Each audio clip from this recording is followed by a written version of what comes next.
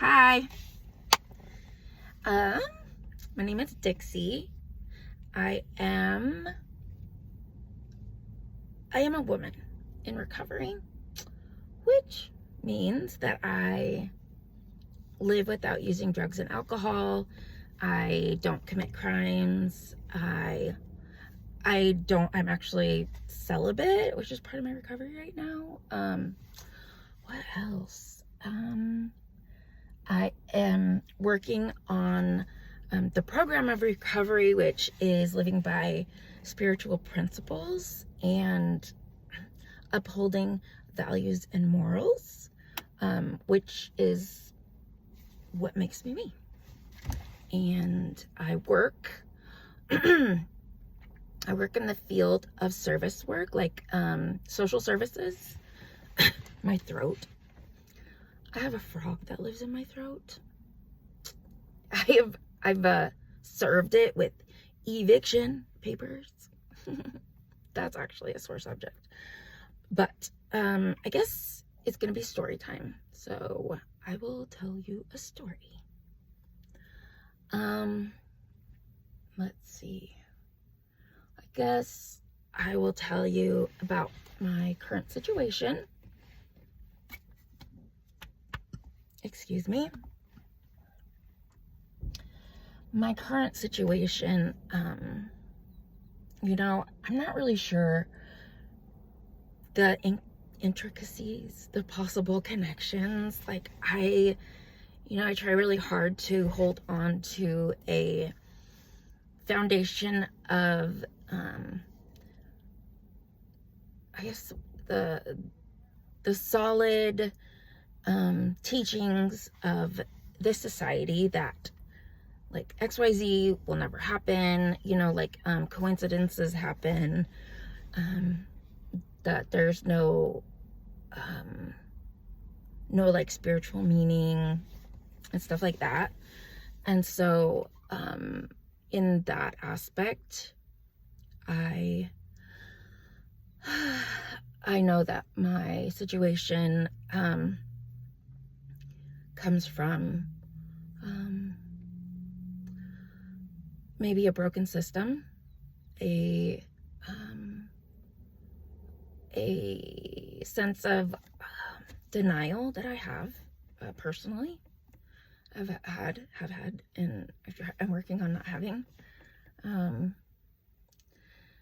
I believe that I think most of everything started when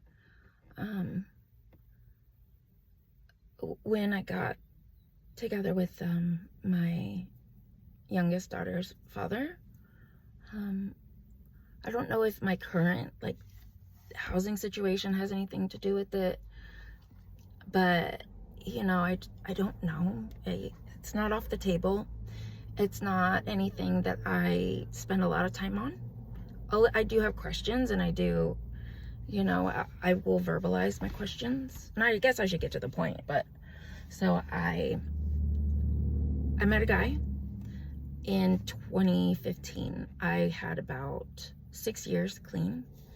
I was tired of being the one who lived by these moral standards that kept me from connecting with a partner, because I would see everybody else jumping into relationships, and this isn't anything I'm proud of.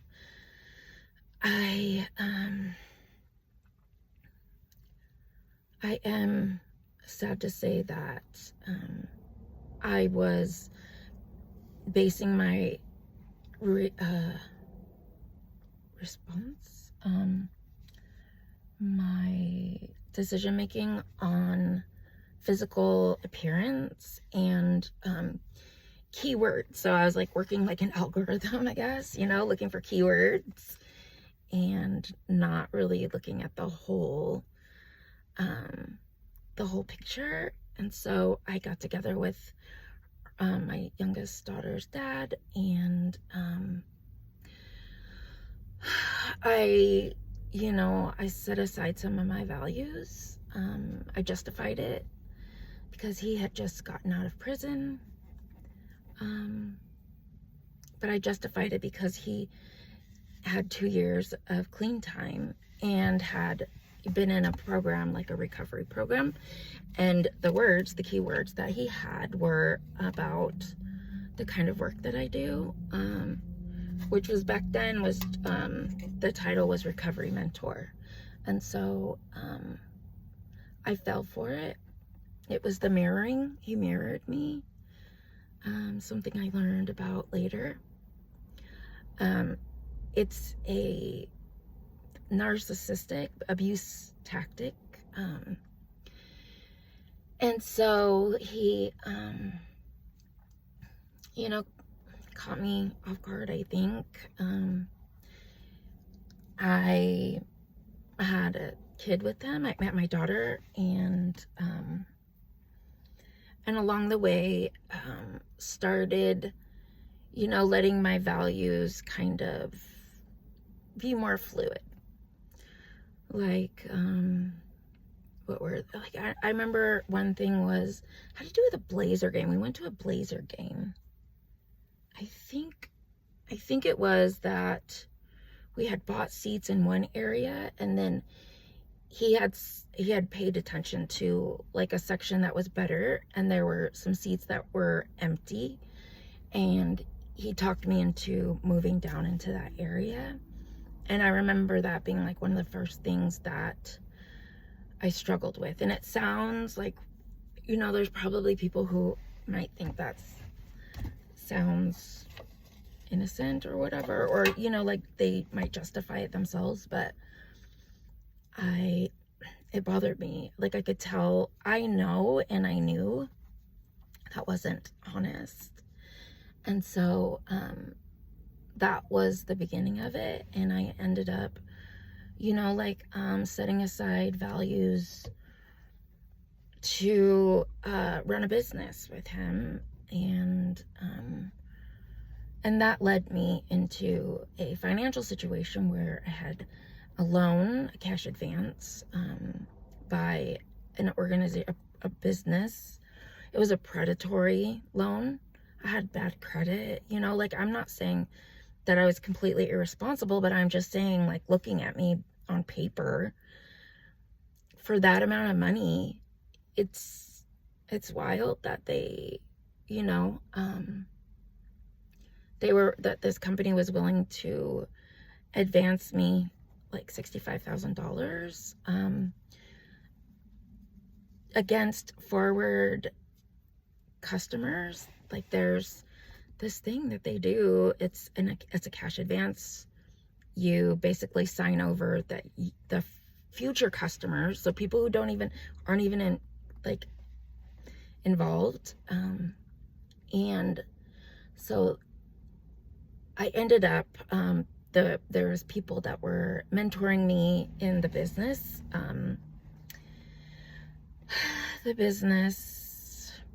work, I don't know, my brain. There were people that were mentoring me as far as like the business practices, like the logistics and stuff. And they were the ones that had, wanted me to get this cash advance. And then they were the people who took a big chunk of it. And they ended up, like, at one point, like, giving back. But I ended up having to use it for the business and went towards the loan. It's so, I ended up getting to a point where, I was still with my ex-husband, and he really wanted me to keep going and try to do whatever it took to make these payments to this company. But after paying like $20,000 towards it, I wasn't able to get the sales team to sell ad space that was on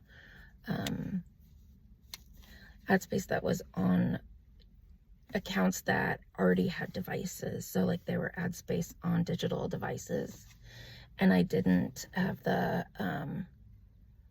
I couldn't get the salespeople to only sell ad spaces on those because they had been told by my ex-husband to create new accounts with new establishments that would eventually get digital devices. And so I was looking at it from a standpoint of sustainability, and the way it was working, I would have had I wasn't gonna have enough payroll and get the products and, you know, like be able to make the payments and all of the things. And I saw it start to go downhill. And after that, you know, I just thought, you know, I have to protect the people that work here. There's people who have families who, you know, I'm looking at the whites of their eyes. I know their personal stories, and I couldn't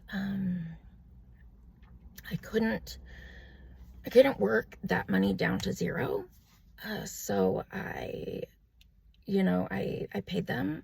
I told my ex-husband, I'm done. Like, I had to file bankruptcy to protect the bank account that held the money that had payroll. And my ex-husband was furious with me. He was very angry. He, you know, like, he was violent. He got violent about it. He was verbally and psychologically abusive, extremely, which I still, to this day, struggle with, recovering from. And so I don't know if that, I mean, I guess it probably, if my suspicion or my hypothesis that my ex is involved in the things that transpired afterwards, then I guess it would be connected. I still wonder about the company, because the company who loaned the money, they had cashed out $65K. They were expecting, I want to say 75. No, I can't remember. I just know that the amount that I paid, $20,000 towards it, was not what they wanted, you know. And so so my ex-husband, I agreed to start a different kind of business, and we learned that, you know, like, it had to be a completely separate kind of entity. It had to be completely separate kind of business model, etc. We got a different office space. We didn't have, you know, a sales team. It was instead like helping people with their Instagrams, and that's a whole nother story. But my ex-husband, eventually the abuse crescendoed. The psychological abuse on my birthday in 2019 was extreme. 2 days later is when the psychological abuse had crescendoed, and I lost my mind. I went in the bathroom to be by myself, and he continued to be verbally and psychologically abusive after I went to a doctor's appointment where I was afraid of a lump. It's like he saw an opportunity. And I don't mean to say this like in a victim stance. I want to say that to shed light for anyone out there who was experiencing something similar. I was attacked physically. I said things after the attack because I'm me, and my mouth gets me in trouble.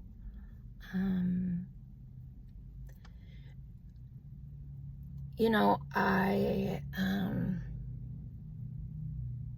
lied to the police, or I tried not to, but basically I was lying by omission and trying to skirt around the fact that I didn't want to tell them the truth when they came to the apartment. The neighbors had called. I think when they heard me screaming, "Bring me my baby back," when he took our daughter as a form of abuse. He took her, and I didn't know where he would go. When the police came, I didn't know what to say. I didn't want to lie. The recovery in me was still there. It never went away. But I was really struggling. It was a tug of war. I was like really being pulled between recovery and spiritual principles and the loyalty that I was giving him. So my current situation, you know, I got a job at an organization, and it was my freedom. I worked 2 jobs for a while, and then the pandemic hit, and I wasn't able to work one of them. So I ended up being able to get a full-time position with the first job that I got, which I loved, which is service work, like you know, helping people. It's actually, instead of just helping people in addiction, which is what I did before, it's helping people with mental illness, period, and specifying people who have suicidal thoughts. I don't know if I should say that.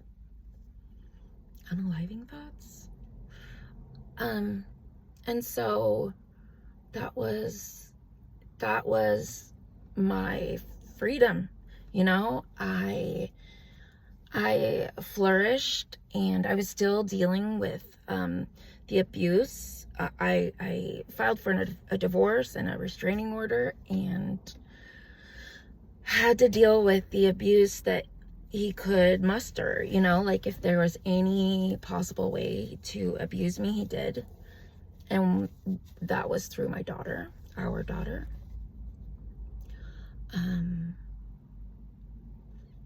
He would find ways to make it appear that I wasn't holding up my end, that he would make it look like I was withholding her by not paying child support, and, you know, having me forced to provide transportation for our daughter to see him. And if I didn't, then he would psychologically and verbally abuse me, saying that that I was withholding her, and that, you know, he would just go into a tirade about parent alienation, and so that was really hard, and it affected me in my work. I had to take time off work for the divorce, for the trial that he took his assault, his domestic violence assault charge, all the way through the trial process. He was offered 2 years of probation in the plea bargain, and he chose not to take that, and he chose to take it to trial. He ended up getting that 2 years in trial. He was found guilty. I had to get on the stand and, you know, say what happened, and they literally made me point at him. And the part of me that has been conditioned to be loyal died. Like, it died. There was a part of me that died. I'm not saying that I can't be loyal now, but I had to really work on myself and see the strength in it instead of the weakness, because that's what I told myself for a long time. It was a weakness that I failed. And so the parts that affected my job started to amplify, started to magnify. I would be needing to do things with work, and actually for a while I was okay, because the pandemic actually let me shine, because I'm able to survive and thrive in chaos and toxicity. And so everybody was scared, and I saw my opportunity to be like, I'm fearless, I'll do it. Like, what is everybody afraid to do? I will do it. Everybody is afraid to work with the homeless folks who have COVID. I will do it. And it bought me a lot of personal satisfaction. It looked to me like I was receiving accolades, and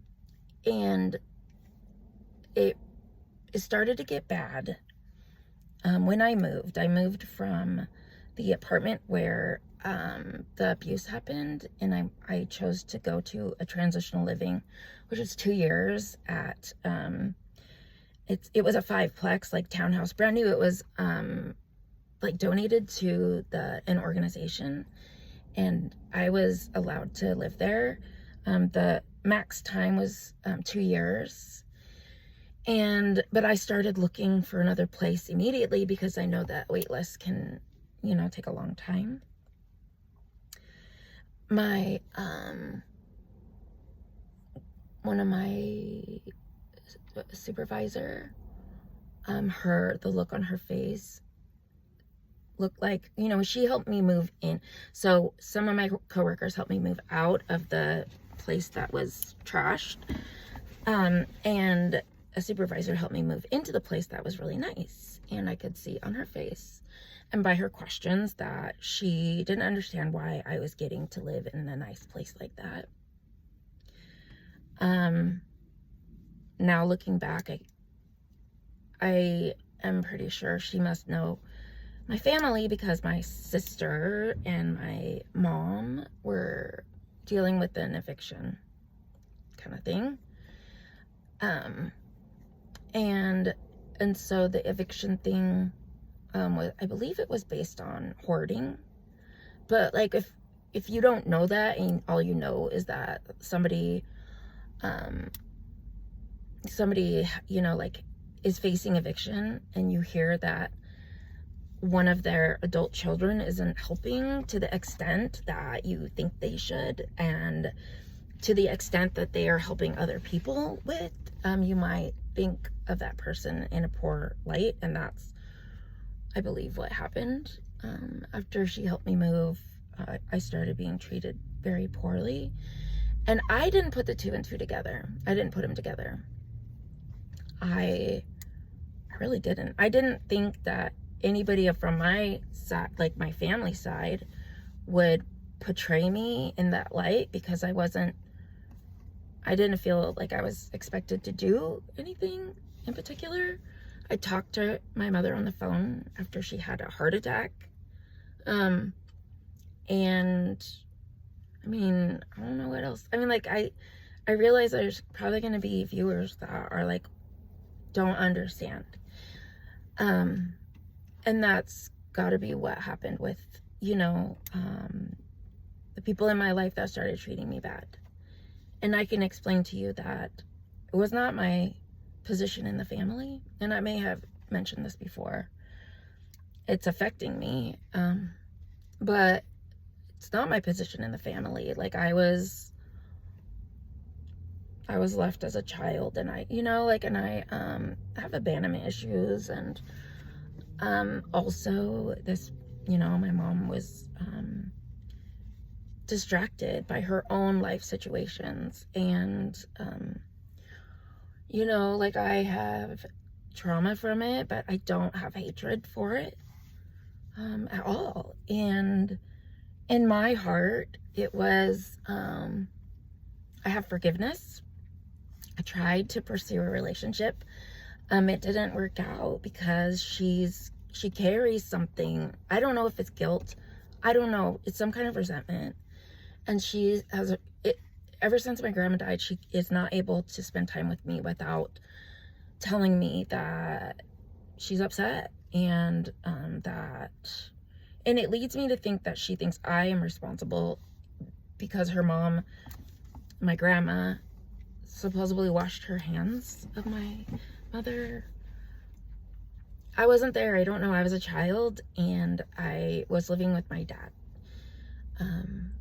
And so, you know, like, knowing that I can't have that kind of relationship with her, and she has 2 other adult children, and I talked to her on the phone. It's not like I completely ignored her and was like, I'm never gonna talk to you about it. I kept going on with my life. You know, I was dealing with that abuse, the psychological abuse that was continuing, and so I was clueless. And I was thinking, oh, it must be this, it must be that. And I'm spinning my wheels, beating myself up for my part. Like, I'm hearing little, you know, like little hints that have to do with parenting and motherhood. And I'm thinking, are people judging me because I've been an absent parent to my sons? Like, I only looked at it through the lens of my own disappointment in myself. I did not look at it through the lens of disappointment towards my own mother, because I'd already forgiven her. Doesn't live in my heart. And so it never occurred to me. It just never occurred to me that would be one of the situations, that it would be my family, who I thought we were all like in a mutual kind of relationship. Like, they had their thing and I had my thing, and occasionally we would check in with each other, and that was it, you know. Nobody had told me they wanted something different. So after I moved into that 5-plex, you know, I found a housing voucher. I found an organization that was overseeing housing vouchers, and I reached out and I applied, and I was able to get an apartment. And so I got an apartment, and I asked, because of the way that everything, like the icky feeling that I got after I had coworkers and my supervisor help me move, I didn't ask them. Instead, I asked some women that I was helping. They're women for the organization that had the 5-plex that I moved into. They had like this life change program, and I helped them by like transporting them to and from Celebrate Recovery. And it's you know, it's a faith-based 12-step program, and they saved my life. You know, after everything happened, a neighbor who saved my life took me to Celebrate Recovery, and because I had stepped away from, you know, one of the anonymous groups, because that's where I met my ex-husband. And so the women that I asked to help me, I went and got them, and they helped me, but only for a little while. And so I was left doing the rest of it by myself, you know. It's a painful memory of feeling abandoned once again. And then after I moved, things were missing, including my son's switch. My oldest son, who has been the one who has received the most pain and toxicity from me because of my addiction and my absent parenting, And so, I had to keep going. I moved in and still dealing with the psychological and, verbal abuse from my ex.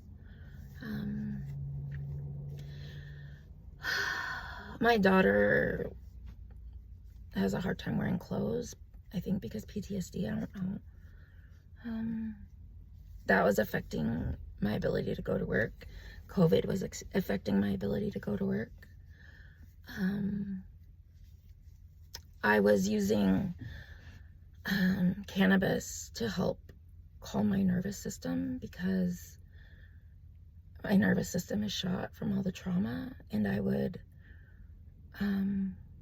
literally vibrate. Like my body would vibrate, like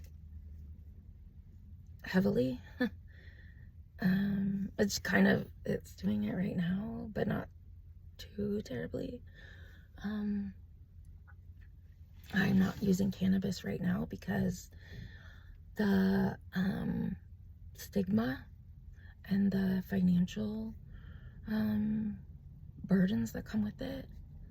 It's the natural medicine that helps me be a nicer person. And so I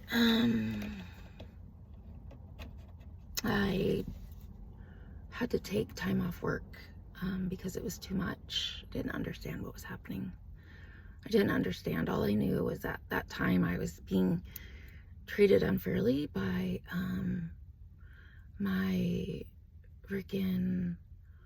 I was being treated unfairly by, my supervisor. That was my perspective. I was being treated unfairly by my ex, who I was bending over backwards for. I was being misunderstood, and that was hurting. I was being misunderstood by people at my Celebrate Recovery group, and they were the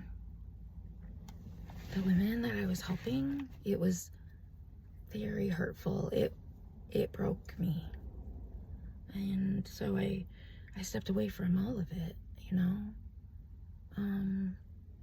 I was forced to still deal with my ex because of legal reasons. I went to the courts and tried to get him to them to change the language of the parenting agreement, because that's what he would use to abuse me. He would say, it doesn't say on here that I have to do half of the transportation.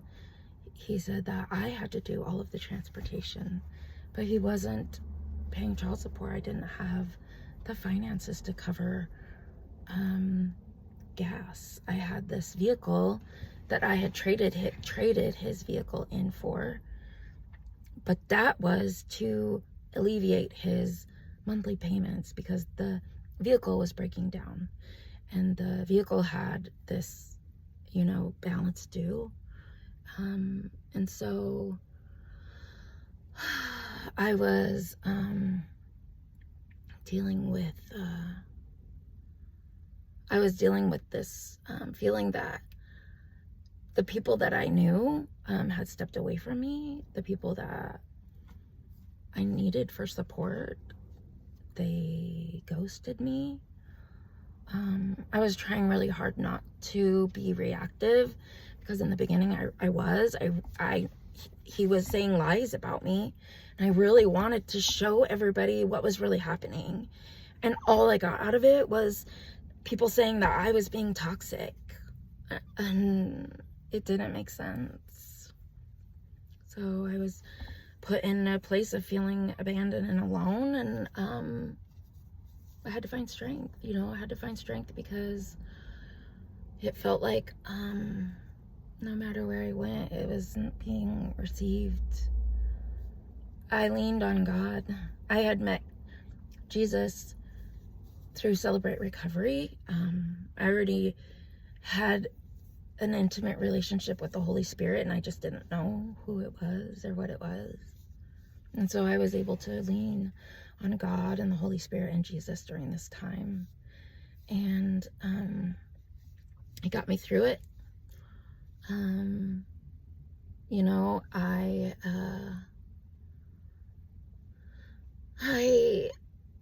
tried to communicate my needs to the organization that helped me get my apartment.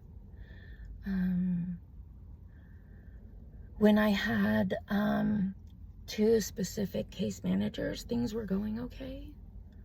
But then I got a different case manager. And the first case manager, her support was short-lived. And then, well, I guess it wasn't, I think she was the fourth and last one. I could tell from the beginning there was an underlying like judgment or animosity or something like that. And so I wasn't really quite sure what it was based on. I just figured it was the usual, you know, like females do this thing sometimes, so they just look at someone and they think they know who they are or how they are, and they, you know, judge them and treat them accordingly. And so I just figured it was that. And I just tried to shine it, you know, ignore it. And when I started having like problems getting my rent paid after, okay, so I went back to work because I didn't want to give up. I didn't want to feel like somebody was gonna get away with crushing my spirit. And if somebody had that mentality, what were they gonna do to somebody else?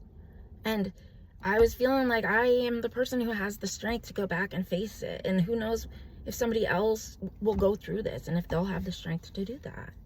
And I mean, there's a part of me that says that's like egotistical. I don't know, that's how I felt. Oh man, I'm shaking. And so I asked for help, and it, you know, it wasn't, you know, like I had to scream for help. My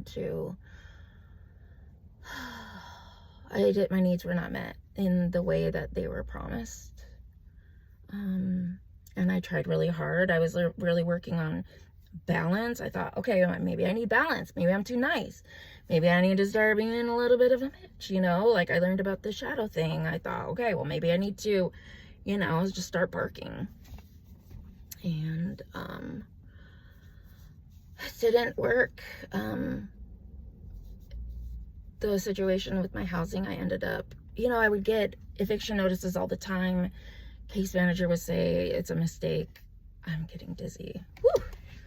I don't think I'm supposed to talk about this. I would say, like I need help, you know, like I have this, and this, you know, like these expenses, and I need help. And it was, I sent an email, and I didn't have the courage to bring it up the 2 times that I saw the case manager in the interim. And so I got a notice, and it was an actual summons, and I was shocked. I was flabbergasted. I was like, what, you know? And so I went to the apartment manager, and I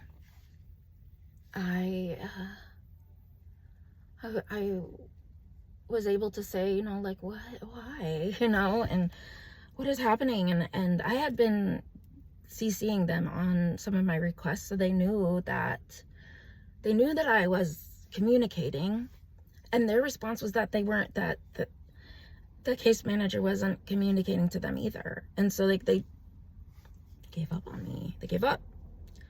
I couldn't blame them, you know. I'm like, if I give my 30-day notice, will that help? I mean, in that moment, I'm just looking at self-preservation. How do I get out of this messed up situation without an eviction on my record? I don't know what I'm fighting against at that point. It felt like a dark darkness, you know, spiritual warfare. And so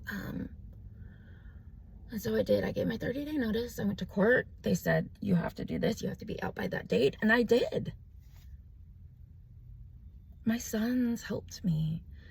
My sons helped make sure that it wasn't even a mess. There were times I was like, I'm ready to walk away, just like I had to from the townhouse. Like I was forced to finish moving out of the townhouse by myself. And then I ended up using all my money to get a moving company to help me move it into the apartment. And the same thing with moving out. I didn't want to, I couldn't. And my sons were like, nope, Mom, we're going to stick it out. We're going to finish it. We're going to finish it. And we did.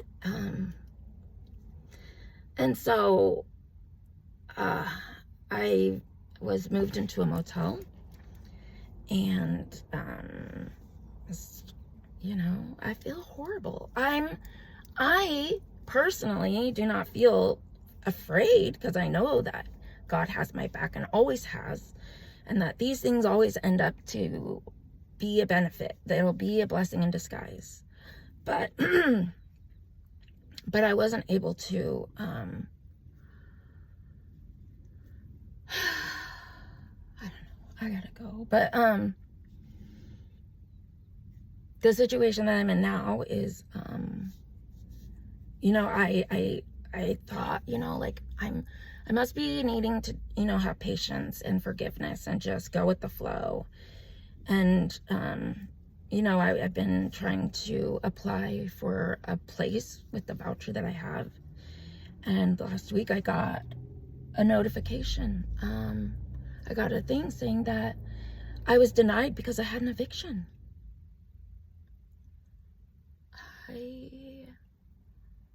I broke again. I was like, you've got to be kidding me. Why is this happening? And that's when I was like, all bets are off. I'm done being in forgiving mode. The shadow needs to come out. She needs to stick up for me. I wrote an email to the county. Like, is this really how it's supposed to work?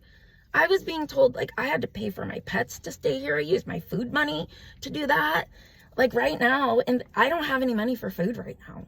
Like, I do not expect anybody to feel sorry for me. I'm not expecting donations. Like, I need people to know that this happens out there. This happens. If you meet a person and they tell you that this, and this, all of these bad things happen to them, and you look at them like, it's quite possible it's true. So,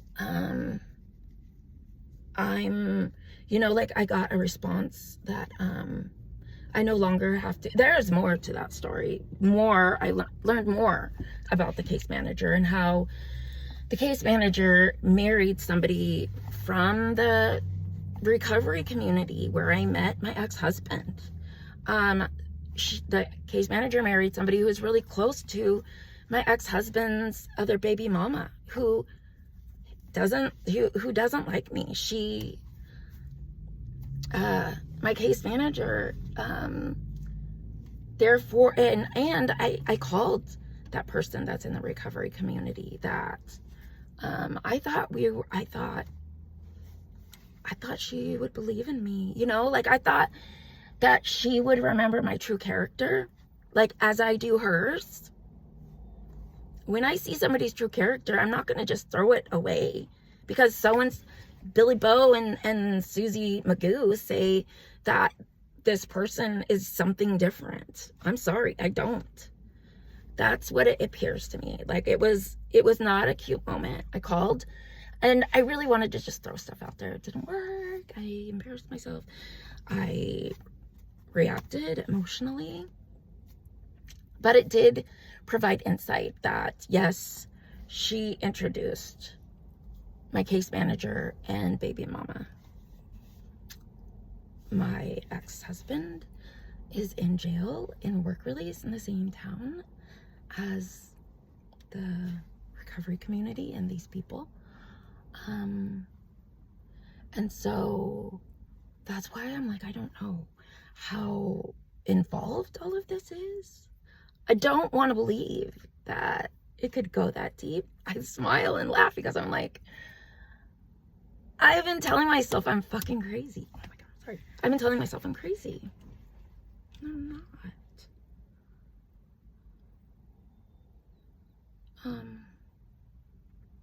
The response is that I no longer have to be managed by that organization that's overseeing the voucher.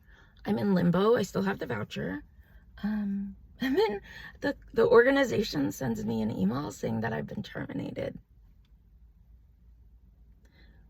And that I still have a voucher and that I will be, you know, like seen by that I'll be on a wait list for another.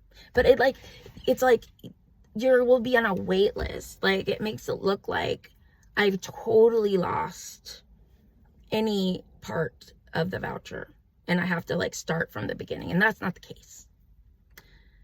And it makes me wonder why I got such a abrupt denial from the home that I was trying to rent. I think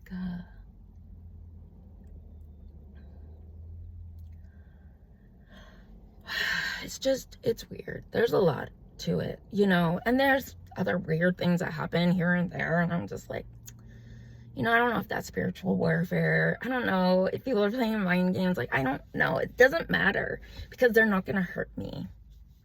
Like, whether or not people want to play mind games, whether or not spirits want to like try to influence people, I don't know.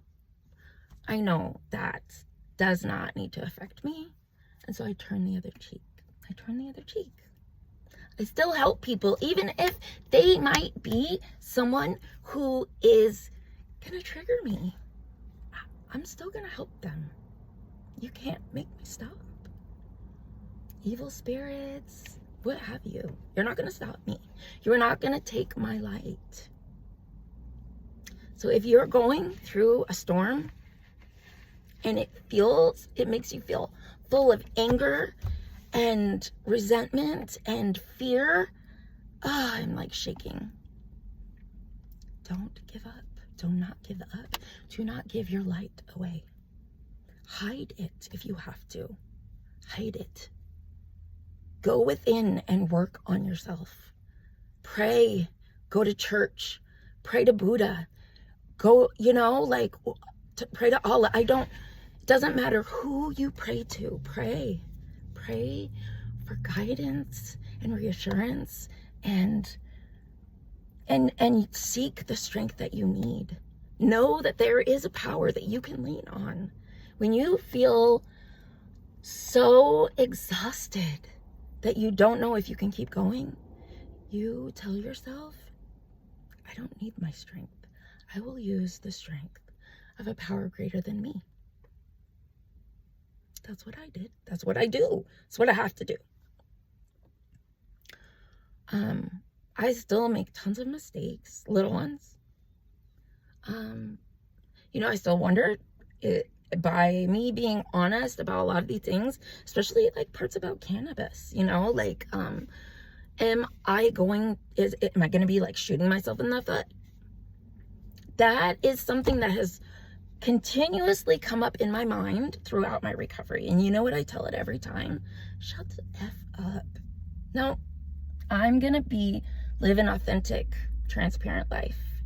And that meant that when I did introduce cannabis to my recovery, I went through the proper channels.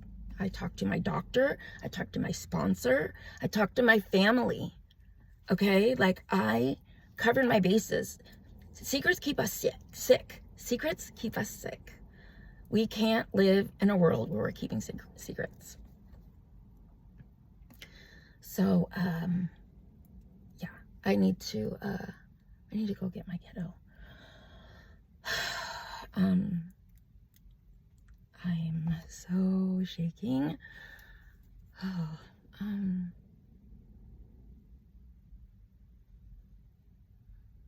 I am going to lean on God, and I'm going to let my body and my mind detox from the insanity of questionable influences, and including, and I don't think this is insanity, but including cannabis. Like, I am not going to use cannabis for a while. I don't know when. And you know what? Thank you, Jesus, that I can set it aside. Hallelujah. Thank you. Proof that we do recover, okay? All of this stuff has been a test to see if I'm going to go back out. No, ma'am. No, sir. Nope. I have a mission. I'm here to help. I am not here to hurt. My helping might look like shooting myself in the foot once in a while. And it's scary. But I know that the right people will hear me and see my strength. And I know there will be some people who are angry, who are hurting, who have dealt with abuse from other people for these same things. And a lot of times that abuse, it bounces. It's like a rock that you skip across the water, and it will get deflected, and other people will pass it, will try to pass it to me. I am prepared for that. I hope that nobody wants to do me and my family harm, because I am not against anybody. I want for each and every person, religion, domination, black market, mafia member, anything. I love you. I have love for you. I may not have love for every single thing you do, but here's the thing. I have learned there's usually a reason. Might not always make sense. We don't do things without a reason. Period. So that's my first piece or seed for forgiveness. I forgive so quickly now. We are doing the best we can. And you need to read The 4 Agreements. It's a book that my boss, my supervisor's boss, has given me. I have bought several of them and I give them away. Because it's life-changing to believe that everybody's doing their best.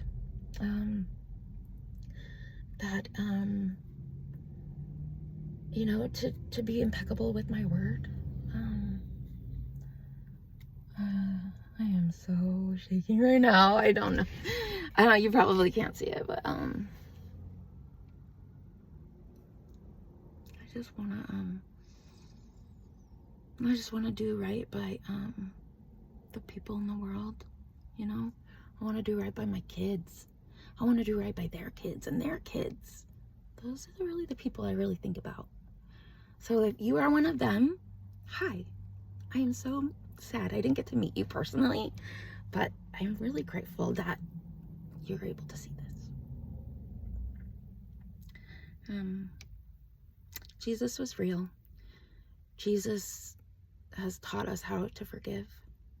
Jesus is the one that has given me the blueprint for the person you see right now. Recovery, the 12 steps work. They work better with the knowledge that this is ancient knowledge, ancient wisdom. So peace and love.